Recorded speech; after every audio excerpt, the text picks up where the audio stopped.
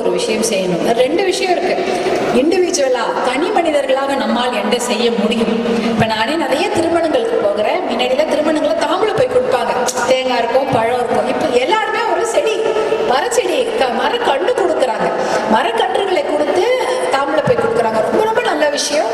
அதே போல பிளாஸ்டிக் பேக்ல ஒரு நெகிழி பை சொல்றோமா, அதையெல்லாம் குறைத்துட்டு எல்லாருமே துணி பை கொடுக்கறதுக்கோ இல்ல அந்த ஜூட் பேக்னு சொல்றோம் இல்லையா, அந்த அந்த சணல் பையை கொடுக்கறதுக்கு எல்லாருமே நாம மாறிட்டோம்.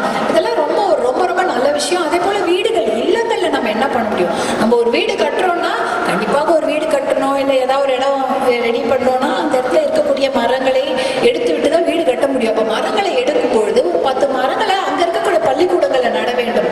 இந்த மாதிரியான ஒரு சிந்தனைகளை நமக்குள்ள நம்ம விதைச்சிக்கிட்டாலே நம்மளுடைய சுற்றுச்சூழலை பாதுகாவலர்களாக நாம இருப்போம் அப்படின்றது என்னுடைய ஒரு சின்ன வேண்டுகோள். அதே போல வீட்டில் சிஎஃப்எல் பல்பு போடுறது, எலக்ட்ரிசிட்டி மின் விளக்குகள் அனாவசியமா இருந்து அதை அணைக்கிறது, இது போன்ற விஷயங்கள் எல்லாம் நம்ம கண்டிப்பாக எடுத்து செல்ல வேண்டும். நீங்க எல்லாருமே டெல்டா மாவட்டங்கள்லேருந்து வந்திருக்கக்கூடிய அத்தனை சகோதர சகோதரிகளுக்கும் சொல்றேன். ஏன்னா நீர்நிலைகள் அதிகமாக உள்ள மாவட்டம் தான் டெல்டா மாவட்டம். பார்த்தீங்கன்னா கோவில்களும் அதிகமாக உள்ள மாவட்டம். திருக்கடையூரா இருக்கட்டும், திருநள்ளாரா இருக்கட்டும், நவகிரக ஸ்தலங்கள் சூரியனார் கோவில், சிதம்பரம் நடராஜர் கோவிலாக இருக்கட்டும், இத்தனை கோவில்களும் இருக்கக்கூடிய மாவட்டங்கள். இந்த மாவட்டத்துல நிறைய நீர்நிலைகளும் இருக்கிறது, நிறைய நெல்லும் விளைகிறது, நிறைய ரொம்ப அவ்வளவு பசுமையான ஒரு மாவட்டங்கள் தான்.